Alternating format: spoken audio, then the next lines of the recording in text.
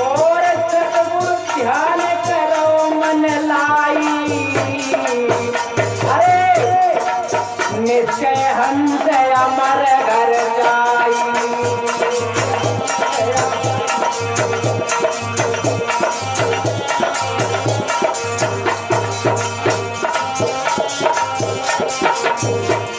क्या कहा सतगुरु ने?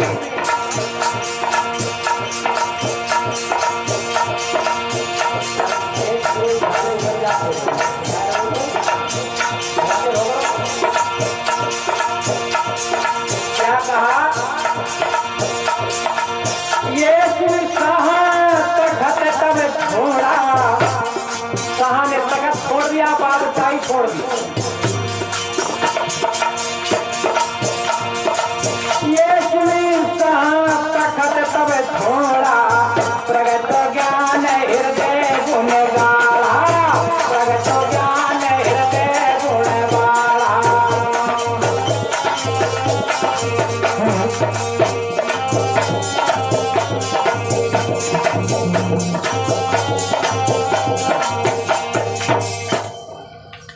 बताया गया है प्रेमी भक्तों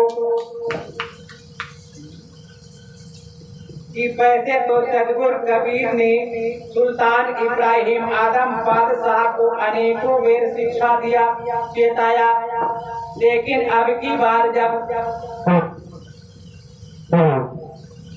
बांधी का रूप धारण करके बाद में सब कुछ का स्वरूप प्रकट करके अपना तेजमय पूर्ण स्वरूप दिखाया, तब बादशाह को ज्ञान हुआ और सदगुरु कबीर के चरण धोकर चरणामृत पान किया है और बड़ी अधीनता धारण करके कहने लगा कि हे परमेश्वर, हे परवरदिगार, आप स्वयं परमेश्वर तथा अल्लाह हैं। हे सदगुरु बंदी छोड़, आपने मुझे कितनी ही बार चेताया है, लेकिन मैं अज्ञान अंधकार और राजमद में भूला रहा। हे साहिब, मैं बहुत अभागा हूँ, आप मुझ पर दया करें। आजीवन में जीव हत्या नहीं करेंगे, मांस नहीं खाएंगे, राग रंग में डूबा रहा। हे साहिब, मैं ये भी सब कुछ छोड़ देंगे और मुझे ये बताएं कि जिससे मेरा कल्याण हो प्रभु, मेरा कल्याण हो। आप जो जो बताएंगे सो तो हम करेंगे दीनानाथ, हम वो करेंगे। और मेरे इस जीवन हंस, जीव हंस का आप उद्धार करें। सदगुरु कबीर ने कहा कि हे बादशाह, घबराओ ना और अपने किए हुए कर्मों का पश्चाताप ना करें, क्योंकि बताया है। क्या कहने लगा? देखिए बहुत सुंदर, पश्चाताप करने लगा अपने किए हुए कर्मों पर, क्योंकि जीवन भर जीव हनन करता रहा, जंगली पक्षियों को मांस खाता रहा मार मार के। जब सदगुरु कबीर ने चेताया है, बताया, उसे ज्ञान हुआ तो अपने कर्मों पर पश्चाताप करने लगा। प्रभु, हम तो बहुत पापी हूँ, बहुत दुष्कर्मी हूँ, बहुत अधर्मी हूँ, आजीवन मैंने मांस खाया। सदगुरु कहने लगे कोई बात नहीं, घबराइए मत।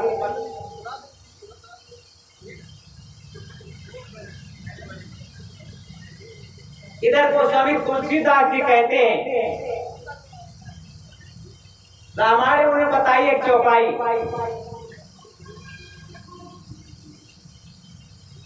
कि काया से जो पातक हुई और बिन भोगे बाटे ना हुई। ये गोस्वामी तुलसीदास की चौपाई है कि जो काया से पातक हो जाता है तो बगैर भोगे मनुष्य बच नहीं सकता है। लेकिन सदगुरु कबीर साहब कहते हैं, क्या उन्होंने कहा?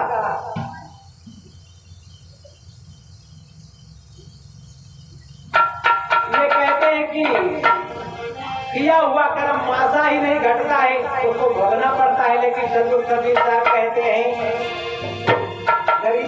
अपनी वाणी में कहते हैं, अरे माता घटे न तिले बड़े विधना लिखे जोले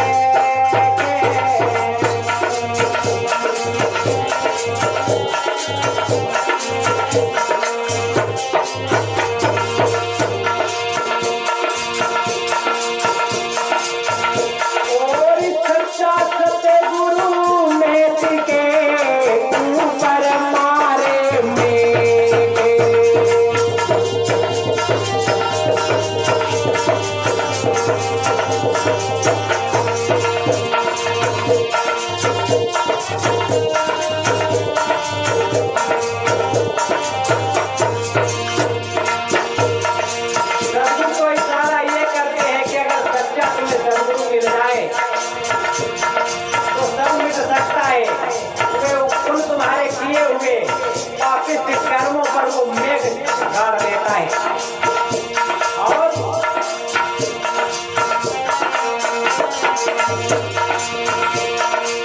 पांच सिपाही जो भय गए नहीं हथियार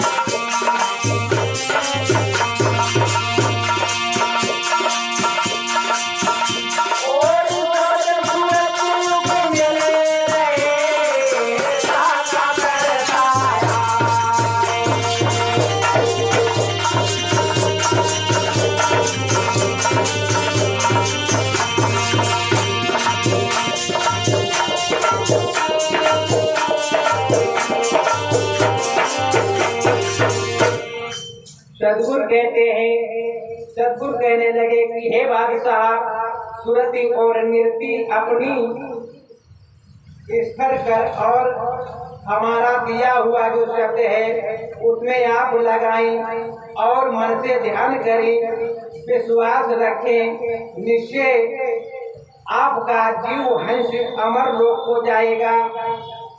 आज सदगुरु कबीर साहब के उपदेशों से उस बादशाह इब्राहिम आदम को ज्ञान हो गया और इस संसार तथा राज से बड़ा ही घृणा हो गई। उसने चाहा कि बादशाहत को छोड़कर कहीं वन में चला जाऊं। वैराग उत्पन्न हो गया। देखिए सदगुरु के उपदेश से उसने सोचा कि बादशाही को छोड़कर कहीं दूर जंगल में चला जाऊं। इस बात का दृढ़ संकल्प कर लिया उसने। ये स्थिति समझकर उसके आत्म संबंधी अमीर वजीर और सब कर्मचारियों ने बादशाह को घेर लिया और समस्त सेना में हल्ला मच गया कि सुल्तान इब्राहिम फकीर होने जा रहा है। जब सबों ने बादशाह को घेर लिया तब ये बड़ा ही विवश तथा निराश हो गया। सबने मना किया कि हे हुजूर, हे शाह, आप फकीर हो रहे हैं, ये राज कौन संभालेगा और ये बादशाही शासन कौन संभालेगा। सबने घेर लिया, मंत्री मंत्री राजा को घेर लिया प्रजा ने। इसी घेर घार में आधी रात बीत गई। जब आधी रात हो गई सब मनुष्य और सब चौकीदार अर्थात पहरेदार अचेत होकर सो गए। उसी समय बादशाह ने अच्छा अवसर समझा। उसी समय बादशाह नंगे पैरों से राजमहल से निकल गया। अपनी सेना तथा आदमियों से दूर एक बड़े भारी जंगल में जा पहुंचा, जहां किसी भी आदमी का चिन्ह ही नहीं था। बादशाह को और एक बादशाह के आए थे अनंतों बादशाहों की कथा कहानियां हैं जिन्होंने बादशाही छोड़ करके परमात्मा का भजन किया जंगल में जाके। जब बादशाही छोड़ दी उधर बादशाह के नौकर तथा निकल गया रात को। जब बादशाह के नौकर जगे, अब तम संबंधी गण जब जगे, तब बादशाह को चारों तरफ ढूंढने लगे, लेकिन कहीं पता नहीं लगा। तब निराश हो गए और समस्त देशों में हाहाकार हो गया, शोक पड़ गया, क्योंकि बादशाहों का बादशाह था, उसके शासन में कई बादशाह उसके अधीन थे, बड़ा बादशाह सम्राट था। तो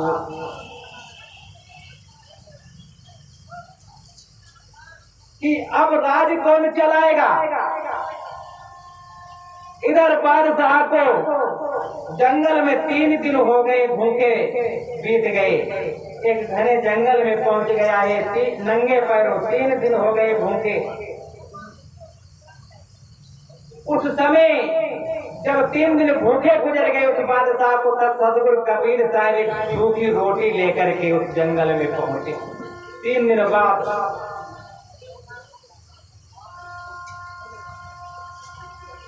और रोटी का टुकड़ा लेकर सामने आए। वही टुकड़ा बादशाह ने 3 दिवस के उपरांत खाया और परमेश्वर को धन्यवाद देकर पक्का फकीर हो गया। 3 दिन बाद रूखा सूखा टुकड़ा सदगुरु कबीर साहब ने उसको जंगल में दिया, जाके जहाँ पर वो अपनी साधना करने के लिए पहुंच गया था जंगल में। 3 दिन हो गए भूखे।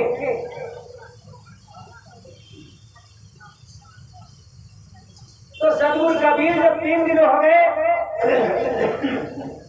तो रूखा सूखा एक रोटी का टुकड़ा लेकर पहुंचे और दिया।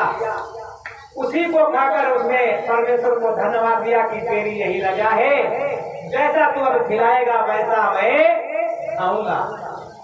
और ये नहीं पता था कि ये कबीर ही है, उसने सोचा कोई होगा, कोई संत हो।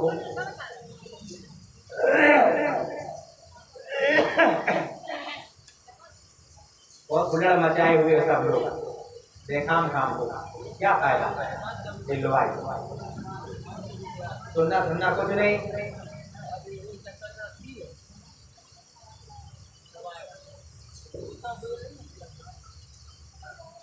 क्या कहा?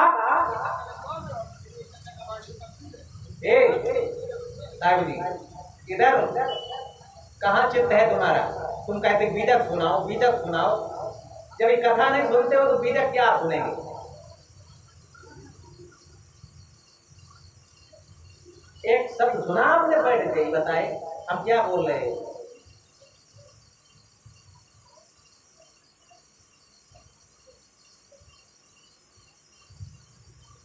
हमने क्या कहा? गुजर गए भूखे जंगल में। सदगुरु कबीर साहब गुरु की रोटी का टुकड़ा लेकर उसके सामने 3 दिन बाद पहुंचे। बादशाह को दिया, बादशाह ने प्रेम से पाया और उस मालिक परमात्मा को धन्यवाद दिया कि तेरी रजा है, आप जैसा कुछ खिलाएगा वैसे खाएंगे।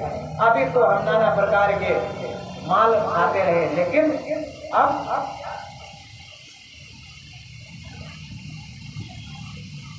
हमारे महाराज जी की बात है जो हमारे पूजनीय गुरुदेव जी कहा करते हैं। देखिए उस साखी को अपने यहाँ पे लगाया है, सुनिए, ध्यान दें, गौर करेगा।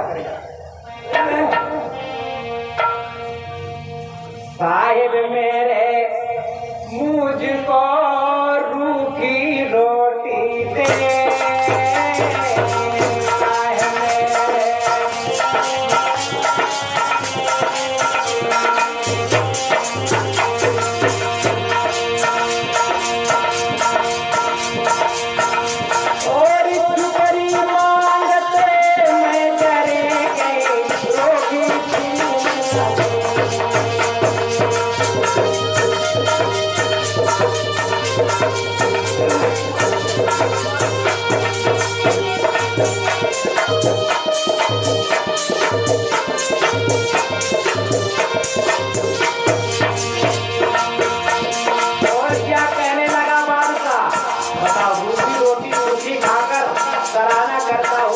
अपने अल्लाह परमात्मा को धन्यवाद दे रहा है।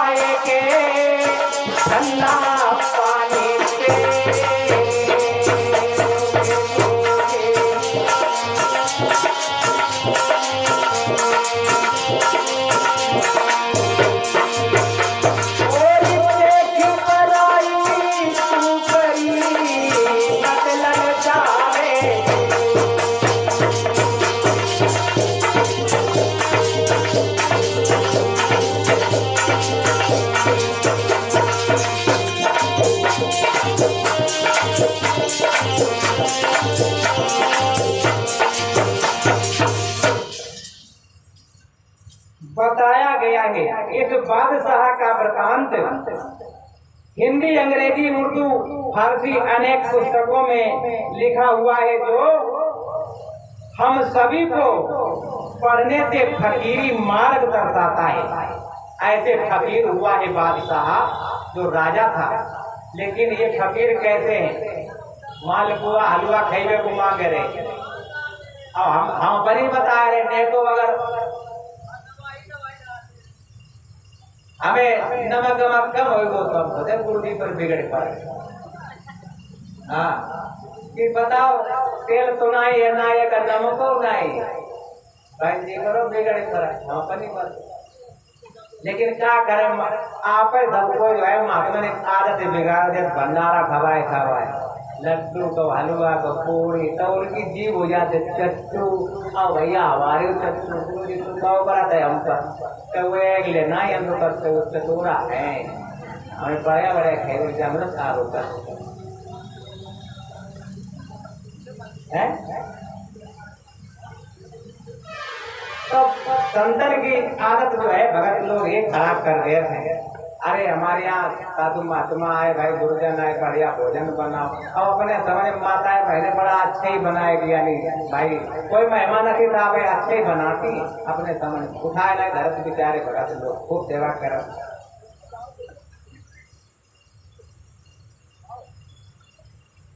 तो इस बादशाह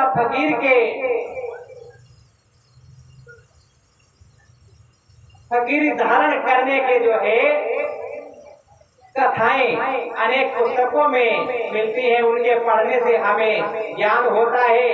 और इन शब्दों को ऐसे सुनकर के हमारे अंदर भी फकीरी उत्पन्न होती है, परमात्मा के प्रति अनुराग जागरण होता है कि कैसे फकीरी की जाती है। बादशाह ने फकीरी धारण कर लिया, बादशाही छोड़कर, और इन फकीरी और इस फकीर की प्रशंसा तथा सराहना योग है। सदगुरु कबीर साहब ने भी सराहना करते हुए क्या कहा है, इन बादशाह हजरत आदम शाह को क्या बताया है। देखिए सदगुरु कबीर साहब स्वयं अपने वाणी से प्रशंसा कर रहे हैं उस बादशाह की। अरे सुल्ताना पलक पुकारेगा, सुल्ताना पलक पुकारेगा।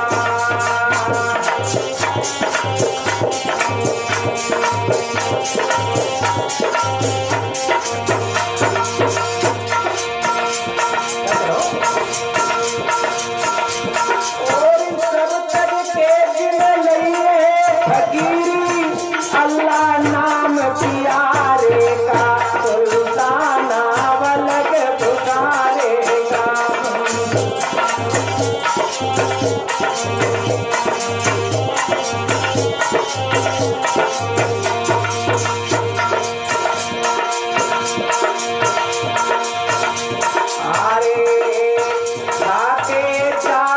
लुकमा उमदा नजरे कंद धुआरेगा।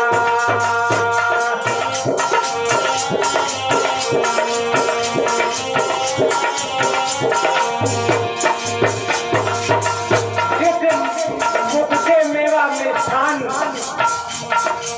मालपुआ हलवा नाना प्रकार के मेवा खाया करते थे, आज उस मुख से क्या खा रहे हैं।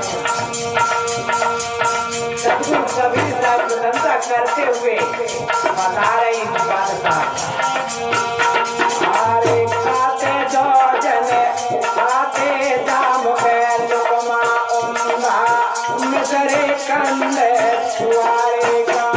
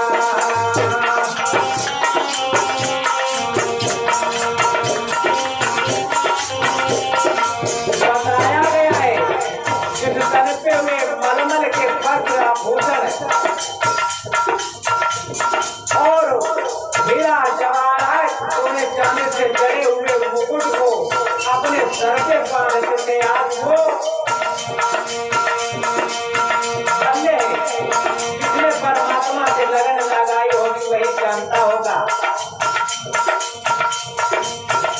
सबने जिसके प्रति अनुराग होगा वही जानता होगा। और अनुराग अगर नहीं है तो वो तो क्या समझ लगता है गुजरे की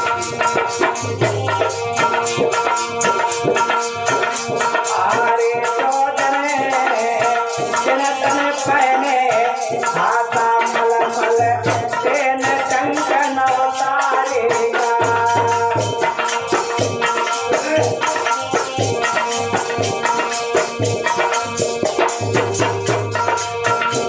अरे तो भारे उठावन लागे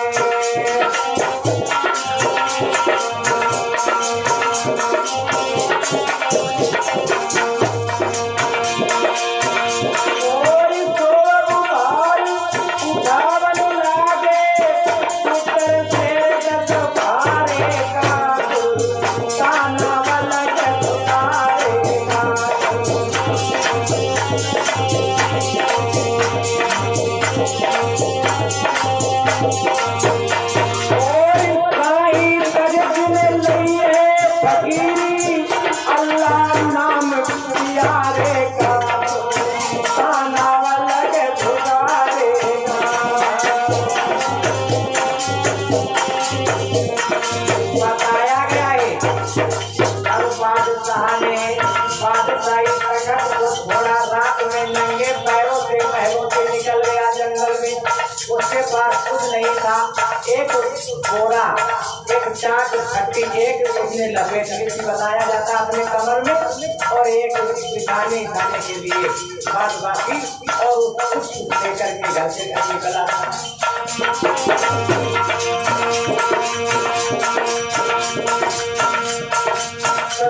प्रशंसा करते हैं। आरे चुन चुने फूलन से बिछाई कलियां न्यारी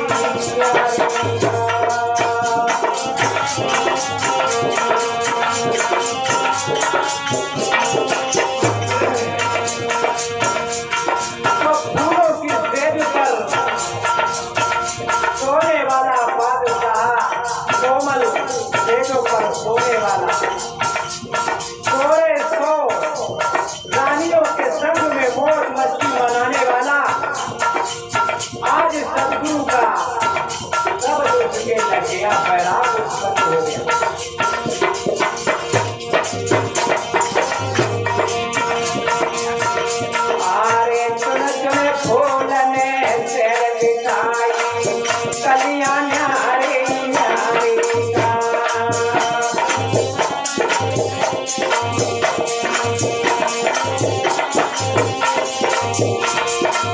और शोर सहन करे धरती में,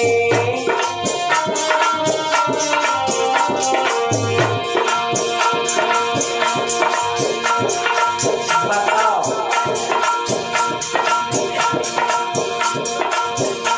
और शोर सहन करे धरती में, शंकर नाई पहोरे का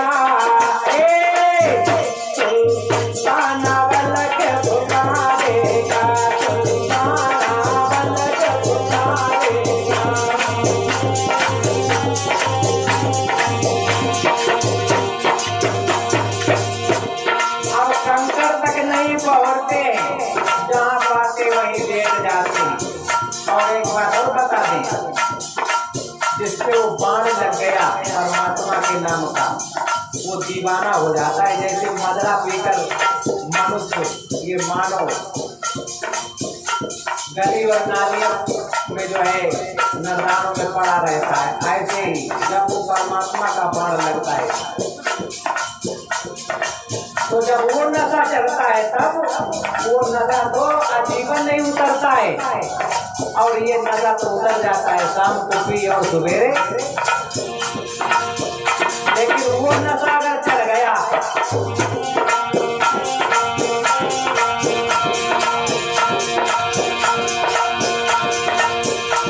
अब वो जो है कंकड़ पत्थर उन्हें कहीं नहीं दिखाई पड़ते, जहाँ पाते हाथ में लेट जाते हैं, क्योंकि उनकी सुरति और निरत शब्द में लग चुकी है।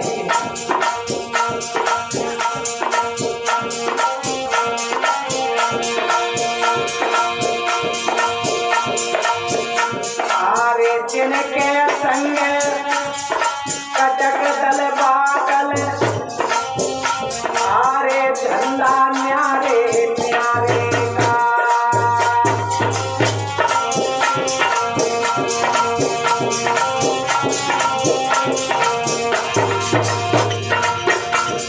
बताया गया है, पहले बता चुके हैं कि वो हजरत आदम बादशाहों का बादशाह था, उसके खाले कईयों बादशाह थे, और वो सबके ऊपर कईयों बादशाहों के ऊपर शासन करता था, बादशाह का बादशाह।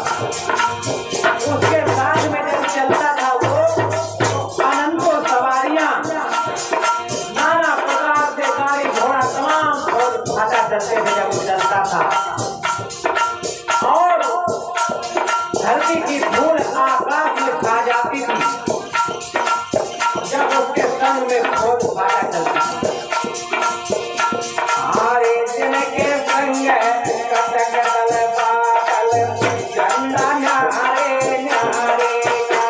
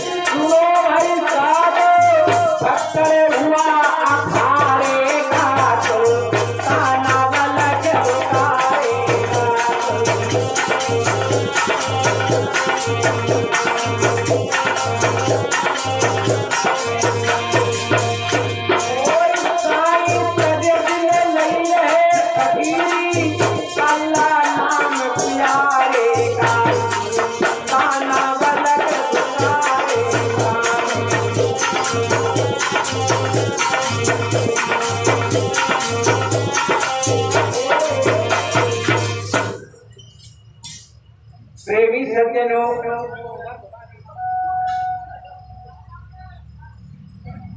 इस प्रकार से मस्त फकीरों में फकीर सुल्तान इब्राहिम आदम भला पुकारे का हुआ है, जिनको सदगुरु कबीर साहब ने कई बार बताया और चेताया। इसके उपरांत जब ज्ञान हुआ तो पूर्ण फकीरी प्रकट हो गई। प्रेमी सज्जनों, मैं आप लोगों को ये भी बताते चले कि ये सुल्तान इब्राहिम आदम पूर्व जन्म में कौन था? पूर्व जन्म में कौन था? ये कुछ प्रमाण मिला है।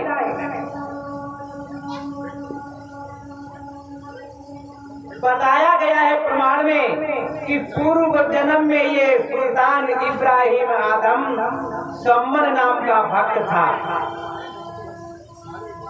पूर्व जन्म में ये सुल्तान इब्राहिम आदम सम्मन नाम का भक्त था और स्त्री का नाम नेकी था तथा पुत्र का नाम शिव था।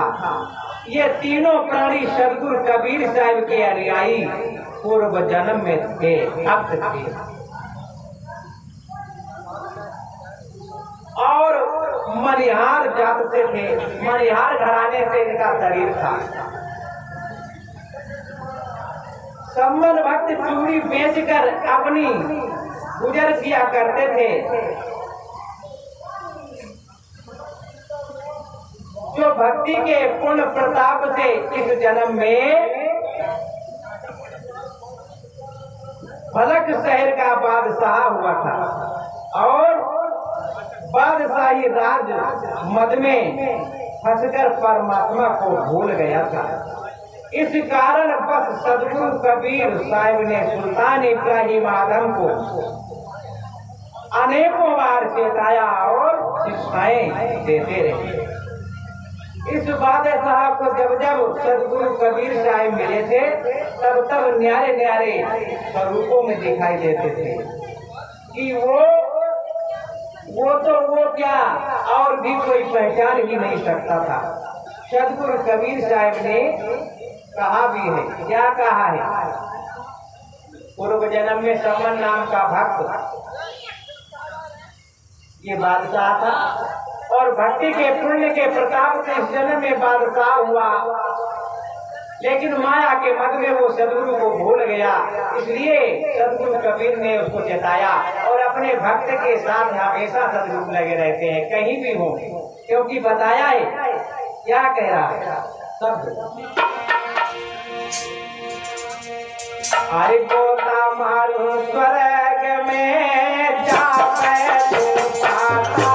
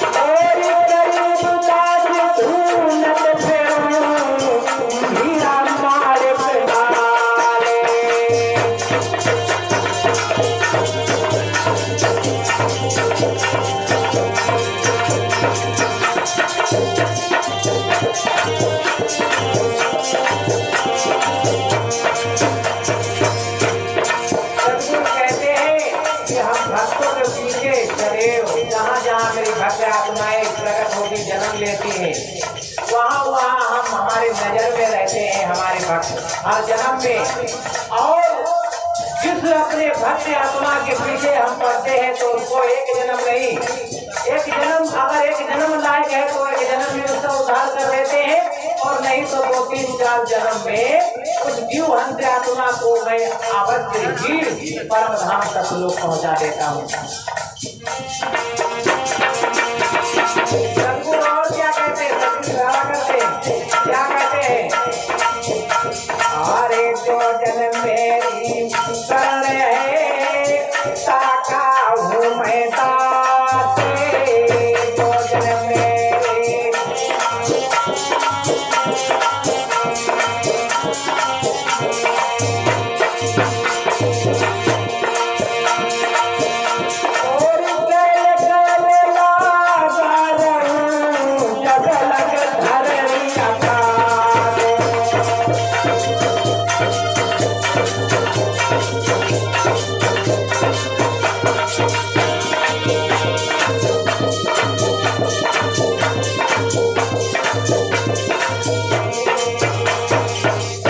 क्या कहा सदगुरु ने? होता मारू स्वर्ग में जा बैठूं पाताल, गरीबता से ढूंढते फिरूं हीरा माणिक लाल। हीरा माणिक लाल के मतलब कि अपनी भक्त आत्माओं को हम हर देशों में भ्रमण करते हैं। हर देशों में सदगुरु कबीर जाते हैं। पश्चिम देशों में जब सदगुरु कबीर जाते हैं तो शेख अहमद, कबीर अहमद और सैयद अहमद के नाम से जाने जाते हैं। जब मुसलमान भाइयों के देश में जाते हैं साहब हर देश में भ्रमण करते हैं, अपनी भक्त आत्माओं के संग में सदैव लगे रहते हैं। सदगुरु कबीर कहते हैं, होता मारू स्वर्ग में जा बैठूं पाताल, गरीबदास ढूंढत फिरूं हीरा माणिक लाल। जो जन मेरी शरण है ताका हूं मैं दास। बताइए सदगुरु कबीर साहब अपने को दास घोषित कर रहे हैं। देखो अब बात करते हैं।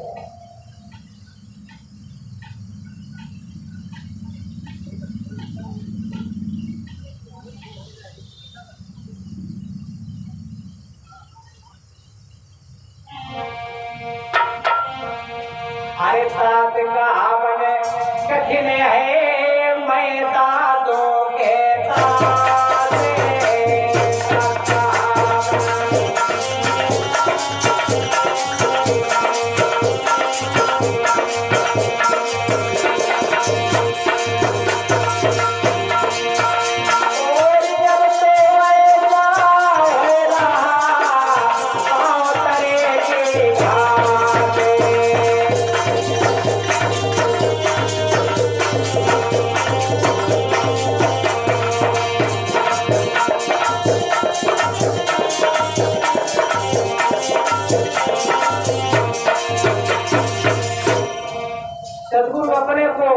दास बता रहे हैं। उन्होंने अपने को कुछ नहीं कहा कि हम परमात्मा हैं या हम पहुंचे हुए सत्पुरुष हैं या हम सतलोक से आए हैं या हम। उन्होंने अपने को अपनी बड़ाई कहीं भी नहीं की।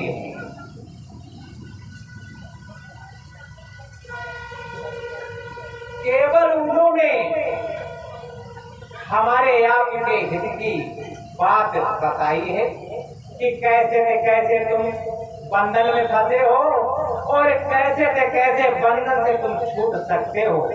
अगर हमारे बताए हुए पथ रास्ता पे चलोगे तो आप अवश्य इस 5 तत्व के पीड़े से छूट सकते हैं।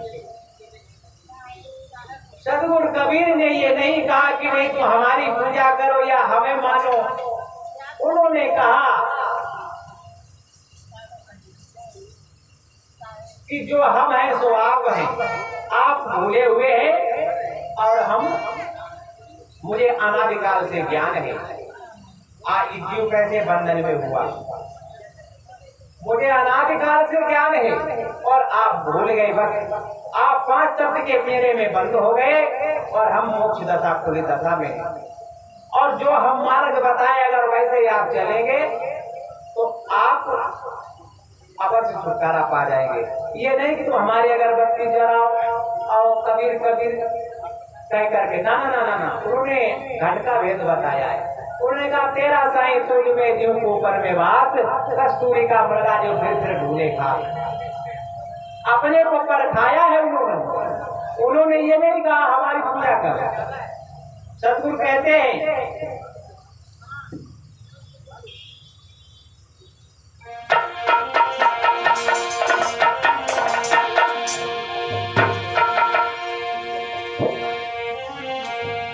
जो तू चाहे मुझको छोड़ जगत की आसे,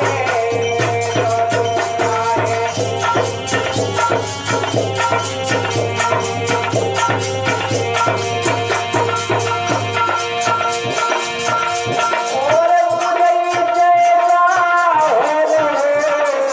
सब कुछ तेरे पास।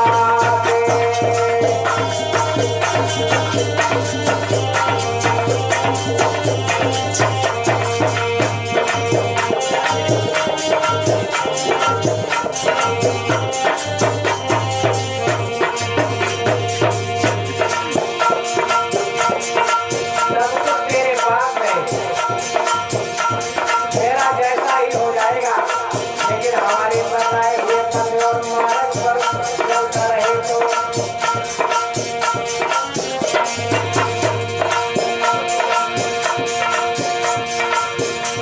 और पानी से हिम भरा